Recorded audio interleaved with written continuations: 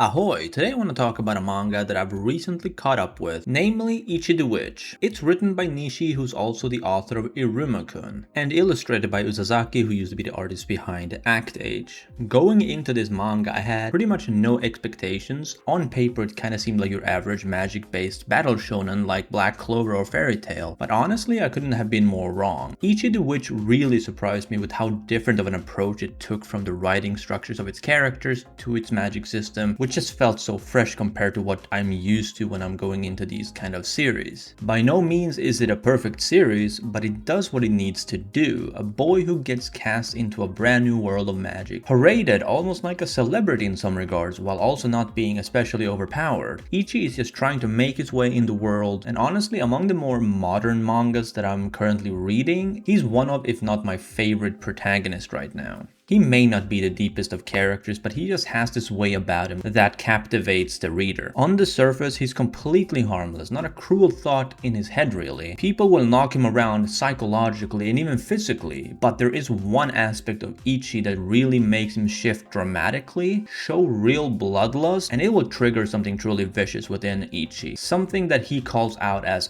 death for death. I really love that saying. I don't know why, it just has this nice ring to it. But yeah, I mean, Ichi is just a great, well-rounded character, at least so far into the manga, and I have no doubt things will get even better over time. He's of course surrounded by a great group like Desi, Gokuraku, and Kumugi as well, all of which offers something great to the narrative. It's quite nice to see the struggle of each and every one in the group and how that struggle develops into perseverance. My favorite case of this is Kumugi's timid nature and how she generally sits in the back doing background things, but when she is put on the spot, though she's not comfortable at all doing that, she still finds it in herself to push forward and do whatever is necessary for the group to come out on top. So I mentioned the magic system earlier, let's get back to that because I think it's one of, if not the best things about this entire manga. Usually what you see in these kinds of mangas is just people learning whatever school of magic they want to learn or whatever they're attuned to. But here we have a very cool system that just complements Ichi's character so well, being raised as a hunter. They gotta seek out these magic, as they're called, and undergo a trial, which can be anything really. Not all are hostile, but some really are, so there's really no room for senseless pacifism. Ichi, more often than not, finds himself triggering death for death, though there has of course been cases where he's not needed to. But yeah, I really like how there's almost like a game to be played for each magic they have to claim, making each story arc really interesting because it's not usually a straight up fight every time. They gotta find out what to do, how to approach each situation, so the magic system just bounces off of the story super well. You cannot have one without the other in this case. Speaking of magics, let's talk about the big bad of the series, the World Hater Magic. We don't know a lot about him other than what he wants to accomplish and some of his lackeys. To warp out the entire world, that is the end game for him, and naturally Ichi and the others work against that by gathering the magic they come across, or at least try to. One thing that does fascinate me about the World Hater Magic is how he operates. He's not really all that active. He's really only directly interfered once since Ichi became a witch. That said, he's not inactive either. He exists in this weird limbo between being behind the curtain while at the same time actively making it increasingly difficult for the witches to go about their business. I really hope Ichi the Witch gets an anime announced soon because I think not only does it deserve it, but it is almost at the 100 chapter mark, so it's about that time. I'm not really expecting a 2027 release, even if it does get announced by the end of this year, but it would be nice to see an Ichi the Witch release for early 2028. I have no doubt it's going to be a huge success once it does get adapted. Well, unless it gets a really bad anime treatment, of course, but I'm not really too worried about that in this case. I'm probably going to start reviewing this manga now that I'm caught up. Probably not chapter 94, but expect weekly chapter reviews starting with chapter 95. I'm excited to talk about this series a lot more every week. With that said, let me know what you guys think. Are you enjoying Ichi the Witch? If you're reading it, of course. And well, if you're not, I cannot recommend it enough. Leave a comment down below with your thoughts about this manga and subscribe if you want to see more content like this. Whether it's anime, manga, or video game related, I'm Frogheim, and I'll see you next time.